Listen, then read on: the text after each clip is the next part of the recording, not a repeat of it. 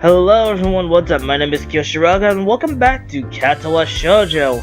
In the last part, we started asking Shizune and Misha about the different clubs here at the academy.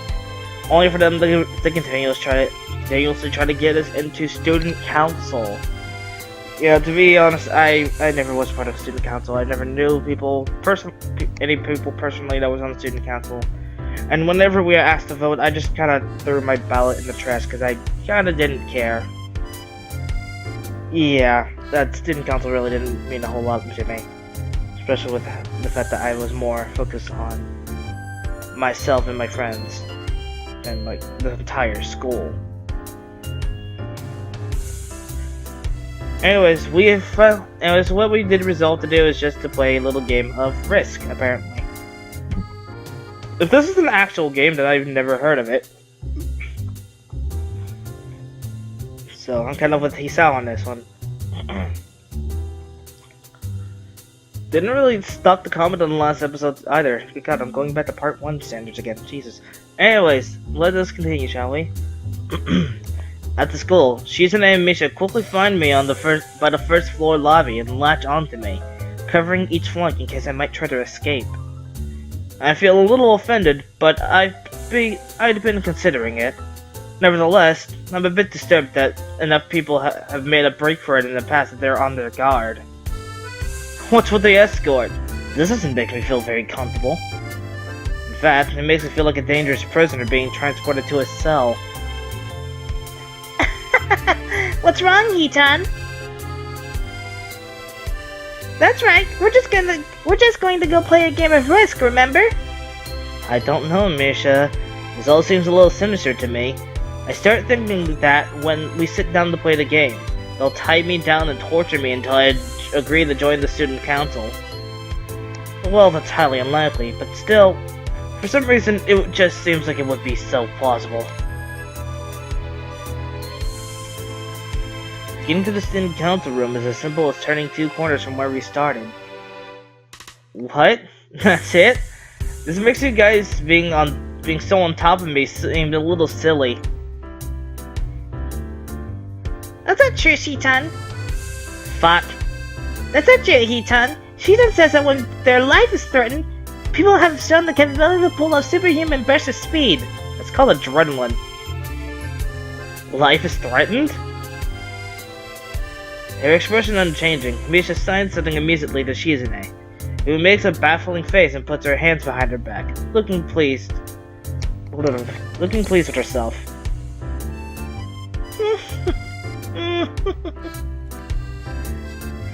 Misha feigns deafness and hums cheerfully. Stop that, I know you heard me. You have no excuse, unlike Shizune. Shizune opens the door to the student council room. It's a very plain, sparsely decorated room. Although it is quite large, maybe even little large. Ah, damn it. Maybe even a little larger than a classroom. There's a big table in the center surrounded by chairs, and a smaller desk prominently placed in the back that I assume is Shizune's. There are a few regular desks and chairs stacked on one side as well. Extras perhaps? Aside from the tables and chairs, the room doesn't have much else to offer. Just a couple of filing cabinets and bookshelves stacked with old school records and documents. Not much else. In fact, nothing else. This is a pretty bleak room. They could have at least put a potted plant in here or something. But the most noticeable thing that this room doesn't have is other people. Are we early? No. What do you mean, no? Does it mean nobody else is coming today? Yeah, that's right. Before I manage to ask why that's the case, Shizune claps her hands together very energetically. Hitan, let's play Risk. Come on, you promised, didn't you? You have to. Okay. Do you want to know the rules? We can explain to you while we set everything up. While Misha is talking, Shizune takes out what looks to be like a board game from behind one of the filing cabinets and throws it on the table. Actually, this looks kind of interesting. After speech has spent a little too long for her liking, running through the basics with a somewhat vague and confusing tutorial, Shizune cuts in and declares the game has started with a decisive motion, slicing her arm through the air. Shizune's aggressiveness is rubbing off onto me. I start feeling more competitive than I intended to be when I agreed to this. Halfway into the game, while I try to ponder how to defend against Shizune's assault from two fronts, she breaks my concentration by drumming her fingers on the table to get my attention. Shizune wants you to know that you're taking too long to make a move. Shizune also says she'll let you keep Australia if you join the student council. I thought this was a game with no strings attached. Just the fact that she would dangle that over my head is an offer means that she knows I care about the outcome of this game. And anyway, no!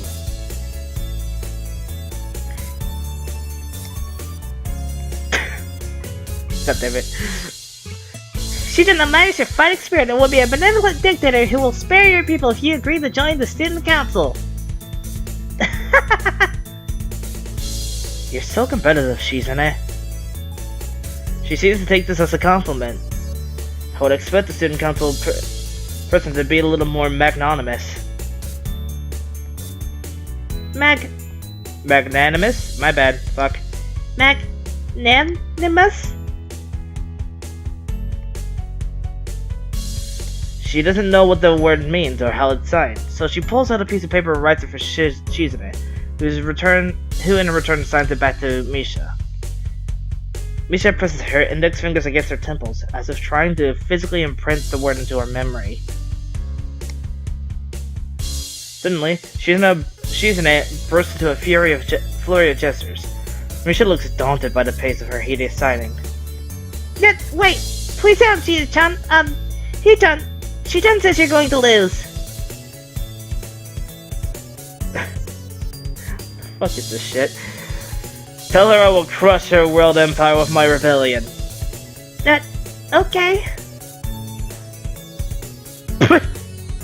Fucking.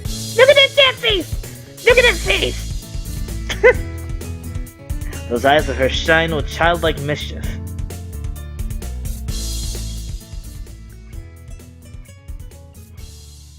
She says you have no chance if you keep playing like this. No, you won't.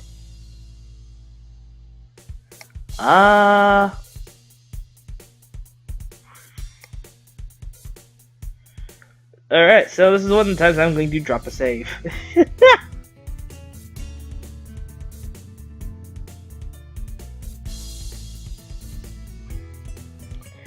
I'm gonna say it's a trap. It's smarter to play defensively here. It's likely that she's just trying to psych me out. Looking at the board again, I have a pretty good defense setup, and I'm not going to wreck it by doing something reckless. A few turns later, I lose the game anyway. Shizune adjusts her glasses victoriously and allows herself to tentatively pump a fist in the air for celebration. Hee-chan, you lost when you allowed me to take North America. I mean, Shee-chan, not me.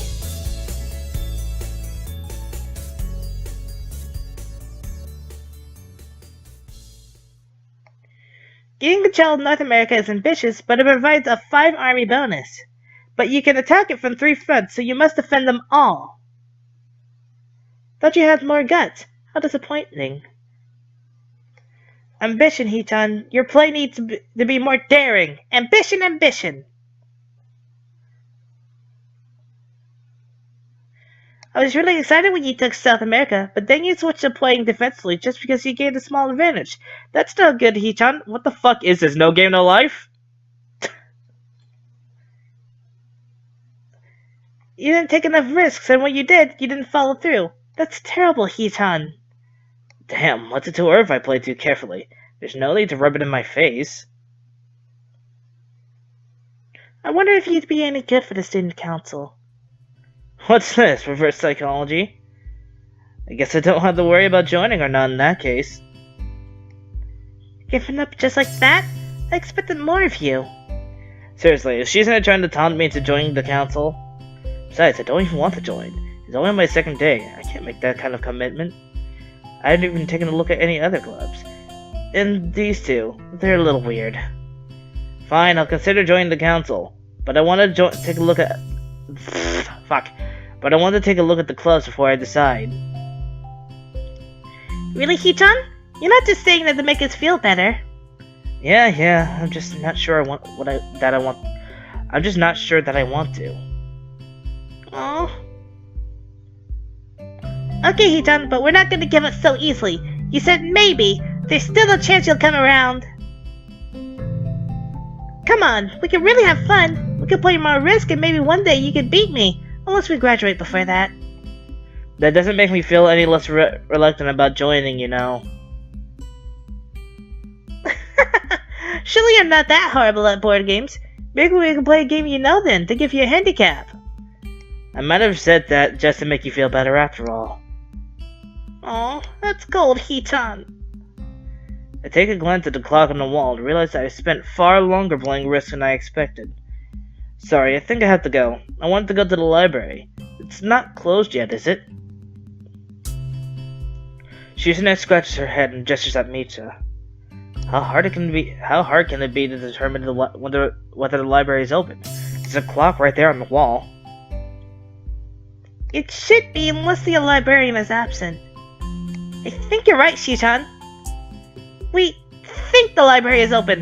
It's on the 2nd floor. Can't miss it. Do you want us to show you where it is? No thanks, it's okay. See you tomorrow. Bye-bye. One flight of stairs up and I run into problems. The 2nd floor hallway is a carbon copy of the 3rd one. My god, that fucking painting. Wide, of course, and plain, like only hallways can be. The problem is that the library's whereabouts are not as easily determined as one would think. The classrooms are marked with signs stating which classes they belong to, but then there's a plethora of other unmarked rooms. Oof. Excuse me. Is the library one of them? Or is it just somewhere down the hallway? I bet on the ladder and choose my direction at random. After I turn the corner, an unmarked door draws my attention because it's not closed. It's not open either, though, just barely ajar so that I can see that it's open and nothing else. It would make sense for the library door to be invitingly open, and while this one is not quite that, it's good enough. At the very least, it means that someone is inside and I can ask for directions, no matter how embarrassing that is. I gingerly push on the center of the door with my fingertips, every muscle in my arm ready to pull back at a moment's notice. The feeling of being an outsider to the school can't be shaken from my mind, so much so that I instinctively fear doing something wrong by entering. The door slowly creaks as if groaning from a deep sleep, though it is much easier to open than I had anticipated. Leaning over and poking my head further inside to gain sight of the room as fast as possible, the meek hello on my lips is quickly snatched away.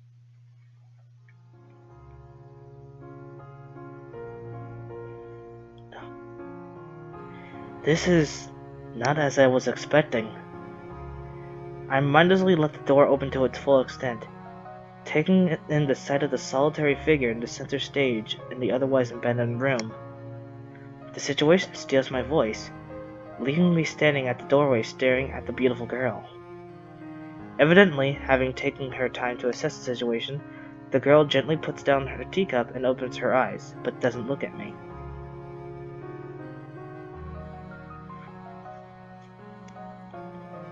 Oh fuck, I don't even know what voice I should do for you. Now, the thing is, I know that a lot of people do the British accent for this character, even though she's Scottish, I believe. If my memory's correct. I don't know, I have not played her line. I've not played any lines, I've only seen one route. And also, now that I look at her, she kind of reminds me of Chiaki. I think that was her name. Was that her name? I don't remember. From, Neptunia. I'll put a picture of her on the screen. Fuck it, I'm gonna do British, cause fuck it. Hello there, may I help you? Staring directly in front of herself, the movement of her lips seemed to break the silence rather than the words. rather than the words. However, it's soft, measured voice that reminds me she's a being separate from the room itself. Not only is she likely the tallest girl that I've ever laid eyes on, but even among the foreigners I've met, she's strikingly distinct. Hi. Sorry for intruding. I was just kind of lost. She takes a moment to formulate a response before speaking. Every action she takes feels as if it's carefully choreographed. Choreographed beforehand. Care to take a seat? Unexpected, considering that I'm intruding upon her. Thanks. I slowly step towards another seat opposite her, the girl resting the teacup and saucer on a wooden table in between. The way she doesn't track my movements with her head is telling that, and the slight cloudiness to her eyes means that she must be at least partially blind, like Kenji. Come to think of it, her voice doesn't have any detectable accent either. I guess she must be half Japanese. Oh well shit, fuck me. As I take my seat, her composure takes me slightly off guard. Her air of relaxed confidence makes the silence entirely comfortable. The calming atmosphere is so very different from the student council office. I take it you are new to Yamaku. Fuck. I take it you're a new student to Yamaku. Yeah, I just transferred in yesterday. I get the distinct feeling that my speech patterns don't match the formality of hers, accentuated by her restrained bow of greeting. One which I hasten to match, before realizing the futility of this action. I'm Lilly Satou. Pleased to meet you. Hisao Nakai. She gives a nod before gesturing roughly in the direction of her teacup. Would you care for a drink? I'm just going to instantly go to a British accent, to some sort of weird accent with her. That's how I am. Sure. I'll be right back. Okay, sorry about that. I had the BRB when that happened. As much as it pains me, I can't keep step with her formality in the proceedings. Oh shit, I'm gonna check in case I missed something.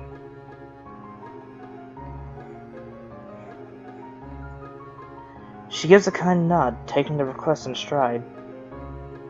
Without another word, she steps off the chair and prepares a second cup of tea from a collection of supplies laid out along the shelf. A brush here, a brush there, her left hand often lightly touching the side of whichever container she's pouring into. It seems to be a process she's followed dozens of times before. As I lean sideways to see around her back, she seems to use her long, dainty finger to measure the right amount of water in the cup. It's one thing to see different disabilities the students in my class have, but it's quite another to see how everyone seems to adapt. Shizune and Misha have no problem working together to communicate to me, and Lilly herself seems to have workarounds for the problems I've never thought of. And while I feel slightly guilty about her during the work, she seems pleased to be following the correct process of the offerer preparing the drink. So, her soft voice brings me out of my silent observation. Which room were you looking for? It's not often this classroom is visited after school. The school library. Shizune and Misha, some classmates told me I was on this floor. She finishes pouring water into a teacup as she nods, a small metallic tapping coming from the teacup, indicating it's being stirred. I'm aware of Miss Hakamichi, as are most students. To be with them means that you're in class 33, no? That's right, in the science room of Muto. She gives a small giggle before setting down the teaspoon and slowly walking towards the table, teacup and saucer in hand. He's quite the character. I imagine you'll come to like him. Must do. As she sets down the tea, I gently take it and have a sip. I'm really more of a coffee person. but this seems like a rather bad moment to bring it up. Nonetheless, it smells quite nice. I hardly think it'd be hard to track down. Thanks, Satou. It tastes really nice. She smiles and quickly waves her hand in front of her face. Lilly, please. There's no need to be too formal. She says in spite of her exceedingly well-bred speech. Oh well. I guess I should try to ask her about herself, as it really does seem as if she's catering to me. So, which class are you from? I imagine it's one of the third-year classes. Correct. I'm in class 3-2, which is on the third floor, same as yours. It's taught by Miyagi, and is specifically for both blind and partially blind students. I see. Sorry. I feel like slapping myself for the faux pas. Looking at her face, though, she doesn't seem in the least bit put off by it. My, there's no need to change your speech on my account. Sure. Sorry, I guess I'm really showing my newness here. An environment like this would be a big change, so I can't fault you for it. While the same can't be said for everyone, many have come to terms with their conditions. A cadre which would include her, it seems. All too ready to jump ship from this particular topic, I segue into another. Do you come here to drink tea often? It's a really nice place. Thinking on it, this might be her version of the place behind my school that I like to have lunch at. I come here fairly often during lunch times. My duties as class representative don't leave enough time for an official club, so a friend and I use this room for having tea. Class representative, huh? Compared to Shizune, her mannerisms seem to be almost completely opposite. While Shizune is blunt and fiercely driven, Lilly seems relaxed and calm, almost aloof. Come to think of it, she might be useful for a less biased view of the school's clubs. What kind of clubs are there to join?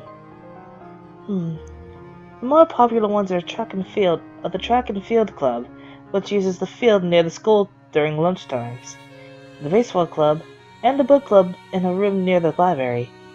There are also numerous small ones too, such as the art and music clubs. At a time when I'm just wanting to get on my feet, rushing into a club right away seems slightly unappealing.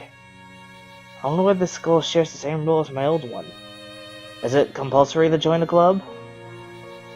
It isn't, though it is encouraged. Good. That's a relief. I've really let my guard down around this girl to let such a thing slip out. The fact seems to slightly amuse her. Not wanting my tea to get cold, I finally start drinking it as Lilly does the same.